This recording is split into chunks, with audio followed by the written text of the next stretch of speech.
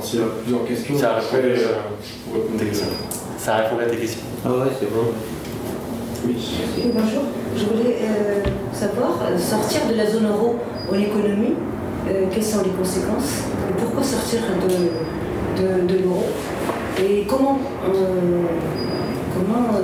sortir sans qu'il y ait et comment se construire après la sortie de l'euro.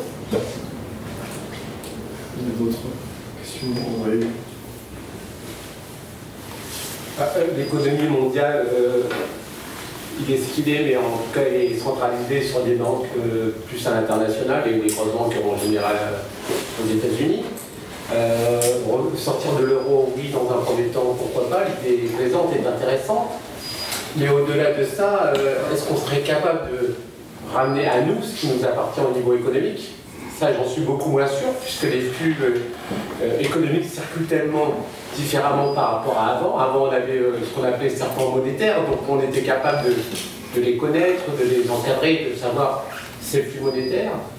Aujourd'hui, c'est plus le cas. On ne sait même plus où est l'argent véritablement d'un jour à l'autre, d'une minute à l'autre, d'une seconde à l'autre, puisqu'aujourd'hui, il y a des calculateurs immenses qui font circuler l'argent un peu partout dans le monde. Comment récupérer cet argent qui devrait nous appartenir pour repartir éventuellement? Après, on dit des périodes de transition de 2 ans, c'est une période très très longue pour certaines catégories de personnes. Voilà, partie de là, la double monnaie en même temps, on voit en Angleterre, ils ont toujours la double monnaie en Angleterre, ça fonctionne un petit peu comme ça, c'est pas plus compliqué. Non, ils ont une seule, la livre sterling. Et l'euro circule très bien là-bas. Ah oui. L'euro est même dominant, je crois qu'ils ont dépassé l'euro, ils sont autour de 60% euro et 40% livre sterling, on peut dire que c'est la double monnaie, quoi. Ce qui est, je dis, difficile, je pense, à faire, c'est reprendre cette part économique qui nous appartient, parce que même au niveau des industries et tout, il y a tellement c'est tellement imbriqué, je vois avec l'Allemagne, l'aéronautique, des choses comme ça, où c'est tellement dispersé les flux dans différents pays, les flux économiques, je parle. Je me demande comment on va vraiment réussir à rapatrier cet argent. Alors, si je résume, votre question, c'était sortir de la zone euro comment, et vous, c'était comment maîtriser les flux financiers. Ramener ces flux qui circulent. Comment les ramener? Je prends la parole et après... Oui. Alors, en fait, il y a, en tout cas moi, ma thèse, c'est que l'Union européenne, d'une part, et la zone euro, d'autre part, tous les deux sont des carcans empêchant toute politique progressiste dans l'Union européenne. L'euro, et là j'ai pas le temps de développer, il faut venir à mes stages de formation. L'euro est en fait une monnaie qui aujourd'hui est à un niveau qui satisfait en fait les intérêts des dirigeants allemands. Voilà. Et que de ce point de vue-là, toute une série de pays de l'Union européenne sont désavantagés par rapport à ça au niveau de la zone. Et alors, il y a un carcan. Alors le problème, c'est comment sortir de ces traités. Alors Ramzi a parlé plan A, plan B. Moi, je propose un plan C. Donc, je rappelle les 3 plans. Le plan A, c'est nous modifions les traités de l'intérieur. Voilà.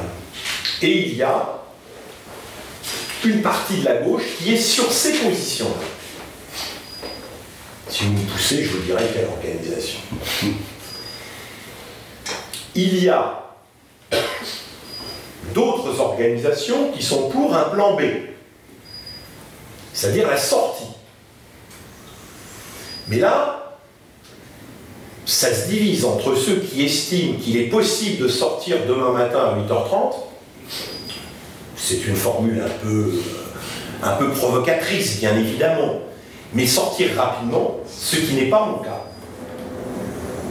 Je pense qu'il est impossible, en dehors de situations paroxystiques, de sortir de l'Union européenne et de la zone euro. Et pourtant, je dis, l'Union européenne et la zone euro sont des carcans. Et je pense que toute bifurcation... Alors le problème de l'Angleterre, de la Grande-Bretagne, pardon, est très différent. Parce que la Grande-Bretagne n'a pas à sortir de l'euro puisqu'elle a sa monnaie, qui est la livre. Elle n'a qu'à sortir de l'Union européenne. Et il y a déjà des difficultés. Moi, je pense, et je crois au contraire de ce que dit Rabzi, je pense que c'est compliqué, mais nécessaire. Comprenez-moi bien. Voilà. Et que plutôt que de faire, de faire semblant de simplifier les choses, il faut plutôt, comme dit Edgar Morin, clarifier le complexe. Il faut clarifier la complexité pour permettre de sortir du carcan. De ce point de vue-là, je me réfère à l'histoire. 2500 ans d'histoire. Jamais il y a eu une bifurcation, une révolution, une bifurcation politique et sociale, une transformation sociale et politique, en dehors d'une situation paroxystique. La simple volonté des dirigeants ne suffit pas. Et si on en donnait le temps, je vous expliquerai quelle était la situation paroxystique début juillet 1789 et quelle était la situation paroxystique en Russie en 1917. Voilà. Et pourquoi à ce moment-là, cette situation paroxystique permettait une bifurcation à condition que la gauche, les gauches, soient capables, à ce moment-là, au moment de la situation paroxystique, d'organiser la bifurcation. Si je prends la Révolution française, première bifurcation, les États généraux qui sont là pour lever des impôts parce qu'il n'y a plus d'argent dans les caisses, dit, si c'est nous qui levons les impôts, eh bien nous, on va garder le pouvoir. C'est une sorte de révolution bourgeoise qui démarre en 1789 et ensuite une deuxième révolution en 1792, effectivement, qui là est une révolution populaire. Voilà. Et c'est la même chose en Russie. Il est très intéressant par exemple de voir en Russie ce qui s'est passé entre 1861 et 1917, ce gigantesque travail d'éducation populaire pendant plus de 50 ans, et puis tous les schémas n'ont pas réussi, arrive une situation paroxystique absolument incroyable. Démarrage de la révolution par un mouvement des femmes le 8 mars 1917, coup d'état du général Kornilov contre le gouvernement Kerensky, et le gouvernement Kerensky est incapable de contenir, et que c'est le soviet de Petrograd qui met à bas le général Kornilov, etc. Situation paroxystique. Eh bien, je crois que pour nous, c'est la même chose. Il y a eu, il n'y a pas très longtemps, une situation paroxystique dans le monde entier.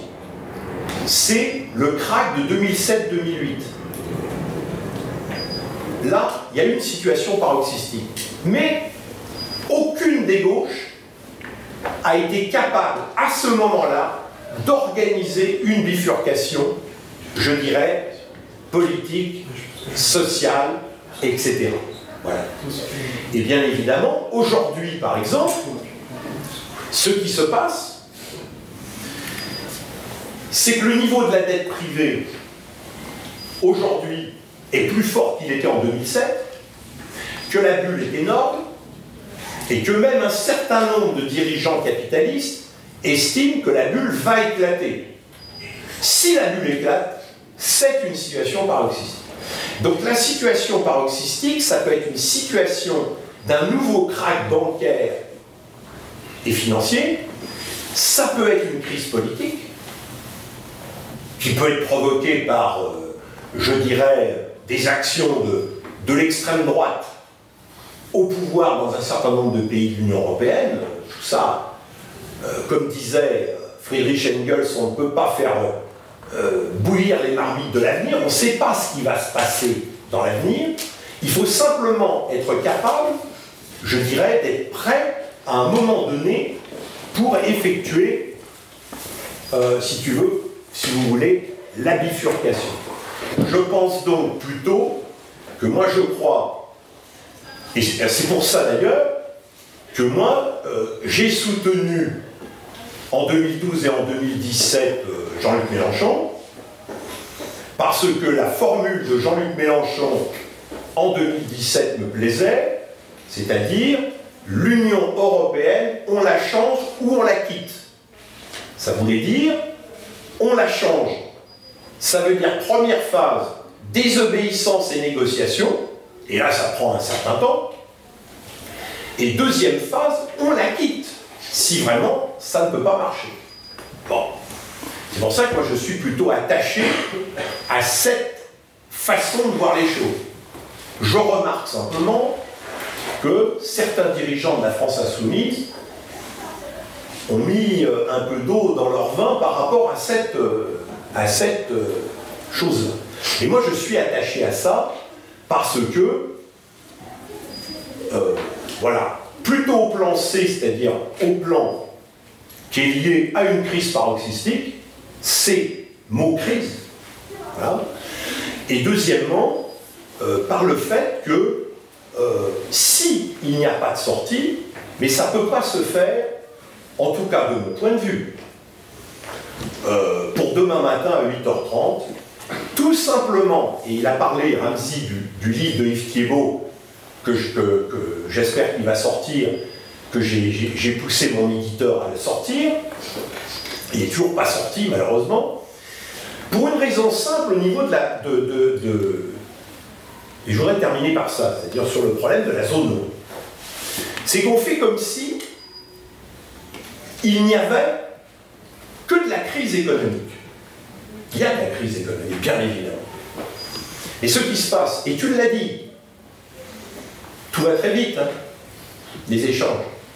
C'est-à-dire que les transactions financières aujourd'hui, elles circulent dans une tuyauterie financière. Et ça, personne n'en parlait jusqu'ici. C'est pour ça que je souhaite que le livre d'Yves Thiebaud sorte, parce que lui, il va parler de la tuyauterie. Parce que pour faire une transaction financière aujourd'hui, vous avez deux tuyaux. Vous savez, par exemple, quand vous êtes dans votre salle de bain, vous ouvrez votre robinet d'eau, vous avez de l'eau. Mais pour que l'eau arrive, il y a de la tuyauterie. Les transactions financières, c'est la même chose. Il y a deux grandes tuyauteries. Il y a une première grande tuyauterie qui s'appelle le réseau SWIFT. C'est une société belge contrôlée par les États-Unis. Bon, si vous voulez être indépendant, vous pouvez avoir des États-Unis quelques problèmes. Et il y a un deuxième réseau qui s'appelle le réseau Target 2. Le réseau Target 2, il est dirigé par l'Union européenne. Ah, si vous voulez quitter l'Union européenne, vous risquez d'avoir quelques problèmes avec la tuyauterie de Target 2. Et c'est ça l'avantage du livre qui, j'espère, va sortir, parce que de ce problème de tuyauterie, il faut s'y préparer. Et ceux qui disent « il suffit de sortir », ou ceux qui disent « article 50 », il y a deux candidats à la présidentielle, « article 50 », on envoie une lettre et c'est fini, eh bien il faut se préparer à ces transactions. Parce que justement, ces tuyauteries sont utilisées par la France, comme utilisées par les autres. Donc ça veut dire que Je résume la position, ma position. Hein, je suis économiste de formation, donc voilà. Bon. Vous avez deux carcans, l'Union européenne, la zone euro. Pour en sortir, c'est compliqué, mais possible. Compliqué, possible et souhaitable. Pour pouvoir sortir, il faut une crise paroxystique, et il faut donc se préparer à cette crise paroxystique. Et ce qui s'est fait, et je pourrais montrer comment s'est passée la Révolution française, je dirais, dans la période juin 92 à août 92, voilà, 1792 bien sûr, et comment effectivement les choses se préparent dans le soviet de Pétrograd lorsqu'il y a le problème, je dirais, de l'attaque du général Kornilov contre le gouvernement provisoire. Mais il faut s'y préparer. Si on arrive, la gueule enfarinée, et on dit demain matin, il suffit ma volonté de sortir, eh bien, je pense que là, c'est très, très difficile parce que une courte majorité, vous voyez ce qui se passe en Grande-Bretagne, parce que c'est une élection à 52%, une courte majorité peut être tiraillée par des gens extérieurs. Donc, il y a besoin d'être prêt. Il y a des choses qu'il faut faire tout de suite. Et il y a des choses où, voilà, faut être prêt. Bon, j'ai pas beaucoup de temps là. Déjà, je suis persuadé que Sam trouve que je parle depuis trop longtemps. Donc, je vais laisser la parole. Mais voilà un peu ma position. Une simple volonté ne suffit pas, tout simplement parce que moi, je fonctionne avec une pensée matérialiste et que c'est pas les volontés, la volonté est absolument nécessaire, mais il faut que les circonstances le permettent. Et il faut une conjonction des deux avec une préparation qui doit être faite. Si cette préparation n'est pas faite, eh ben, ce sera comme en 2007-2008, on verra passer le train, et c'est soit le dispositif macronien, le dispositif du mouvement réformateur néolibéral qui reprendra le dessus, comme ça s'est passé en 2009, soit le scénario des années 30,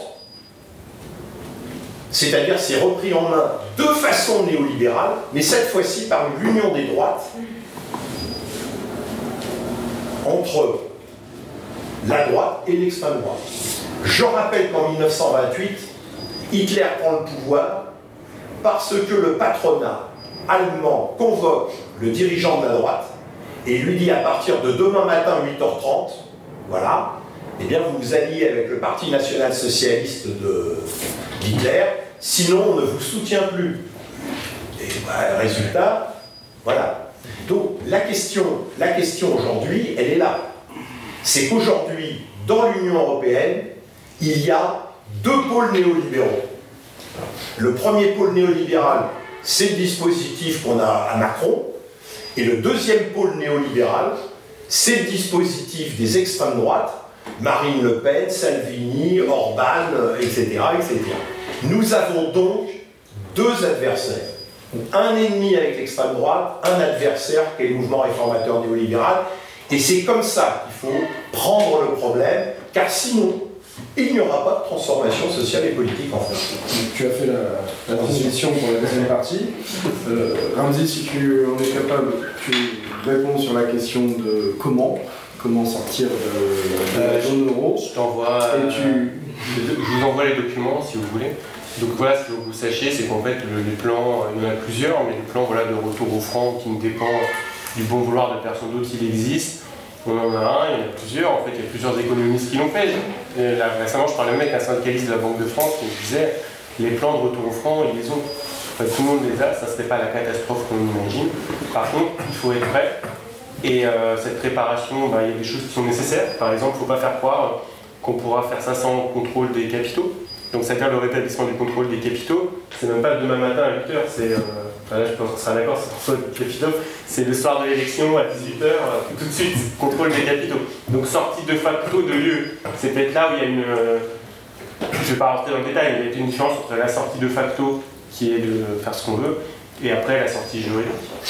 Et l'autre problème, en fait, le principal problème que pose le retour au franc, et là tous les économistes sont d'accord entre eux, même les européistes, le principal problème c'est la dette. C'est le renchérissement du coût de la dette. Mais je rappelle que s'il se trouve qu'on est dans une formation politique qui, en plus de la sortie de l'UE et de l'euro, considère que la dette au marché financier n'a pas à payer, donc ce qui n'est pas le cas du PR, ce n'est pas le cas de toutes les formations de droite eurosceptiques, si vous considérez que de toute façon la dette, pour nous, ce n'est pas un problème d'être auprès des marchés financiers, dans ce cas-là, le principal obstacle tombe. Et si on considère que le but, c'est de rompre avec les marchés financiers, parce que comme ce que vous avez dit, en fait, le problème, ce sera avec les marchés financiers. Mais si on est pour rompre avec eux, et là, je vous renvoie aussi à un article du Monde diplomatique, alors je vais prendre vos coordonnées pour vous les envoyer, qui a été publié en octobre, un scénario de rupture avec les marchés financiers. Si, et bien sûr seulement si on est dans cette perspective de rupture, c'est là que tout devient possible, et c'est là qu'on peut faire autre chose. Et donc du coup, désolé Cathy de ne pas avoir pu répondre en détail, mais je vais t'envoyer, puis ceux qui veulent, je vais vous envoyer plus en détail. Et donc moi, ce qui m'intéresse, c'est pourquoi on n'y arrive pas. Donc en fait, je pense que la crise paroxystique, en fait, on y est déjà quasiment, on voit les gilets jaunes, on voit les soulèvements populaires, et j'ai l'impression que c'est plutôt les organisations alternatives qui ne sont pas à la hauteur, qui sont censées se déborder, dépassées par les événements, alors qu'elles auraient dû s'y préparer depuis des années. Et alors pourquoi est-ce qu'on ne s'y prépare pas là? Une des raisons qui est celle de ce soir, en fait, c'est de dire que les organisations de gauche sont d'accord pour critiquer le traité européen, mais il y a cette pensée magique de dire l'Europe, ça serait une bonne chose. L'Europe, ça serait un bon objectif, et donc on va tout sacrifier à l'Europe. Et c'est ça ce que je propose dans mon livre, c'est de s'interroger. Qu'est-ce que ça veut dire être européen? Qu'est-ce que ça veut dire se sentir européen? Et là, dès qu'on gratte un peu, on se rend compte que derrière le vernis et derrière l'idée que ce serait forcément des affects positifs, on retrouve des choses très négatives. Alors déjà, qu'est-ce qu'on constate?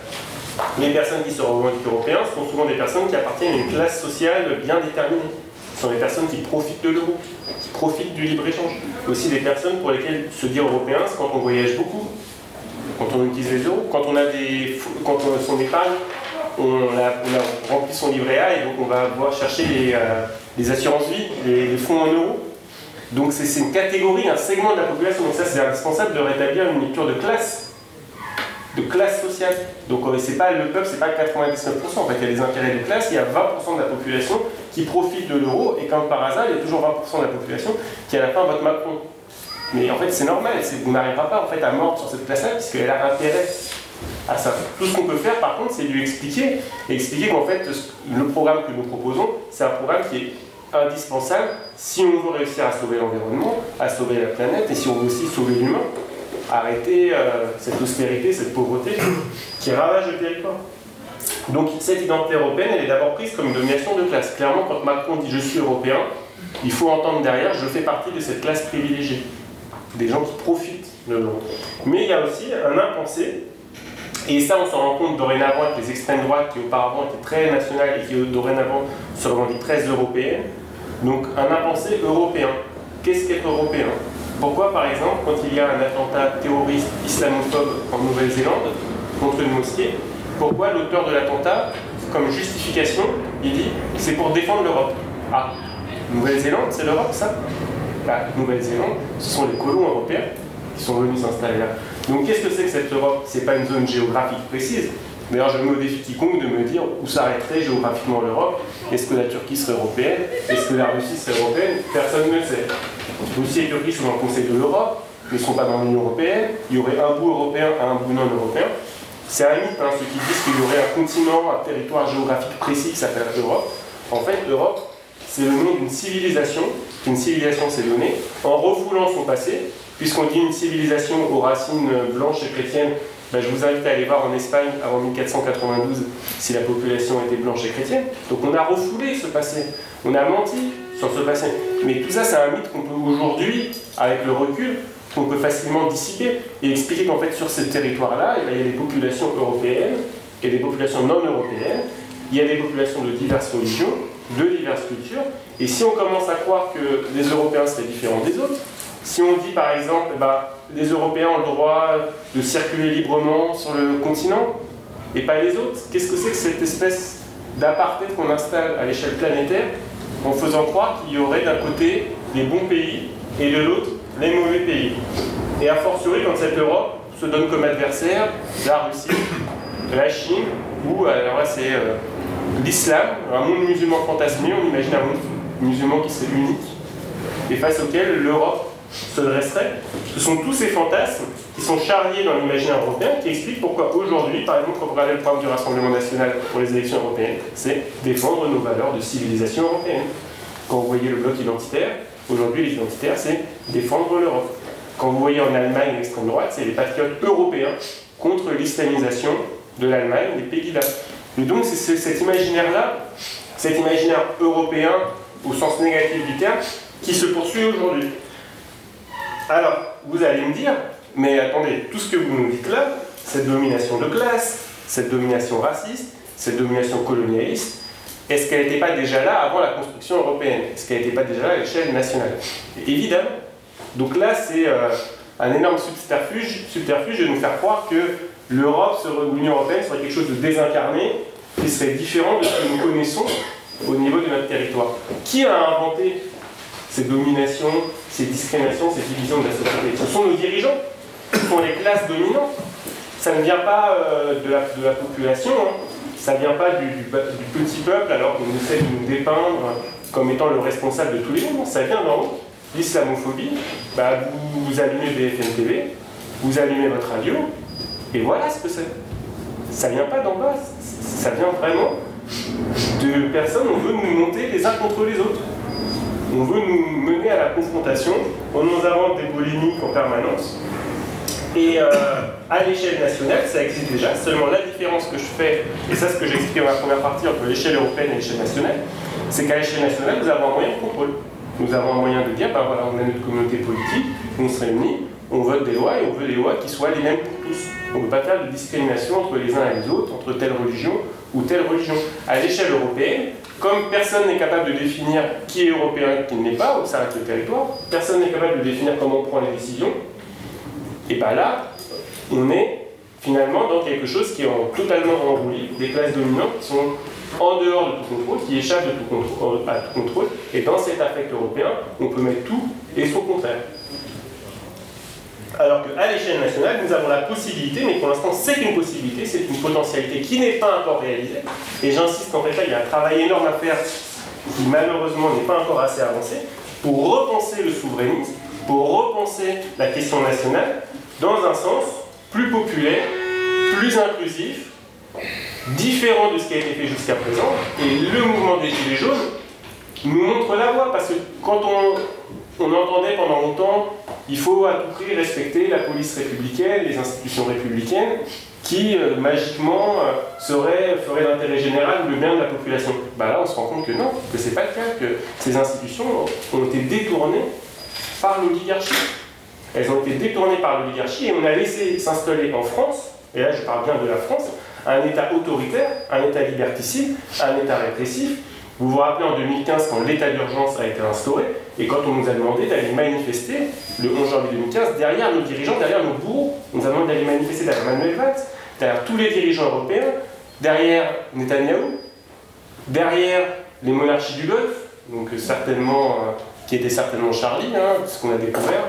Enfin, on nous a fait cette mystification monumentale, on nous a demandé de nous solidariser avec nos classes dirigeantes, alors qu'en fait, ce qu'il faut défendre, quand je défends la nation, c'est pas la solidarité avec la classe dirigeante, c'est la souveraineté populaire, c'est l'échelle où il se trouve qu'on est né. On est né à cette échelle, nous formons communauté politique, malgré nos divergences, malgré nos différences, nous arrivons à nous entendre sur l'idée qu'il y a un intérêt général, que cet intérêt, il est différent pour chaque pays, mais ça ne veut pas du tout dire qu'on sera en compétition, simplement c'est comme ça, peut-être que ça changera, mais aujourd'hui c'est comme ça, et donc chaque peuple doit essayer de chercher son propre intérêt, doit essayer de faire ses propres lois, de devenir souverain sur son territoire, pour ensuite proposer des coopérations aux autres pays.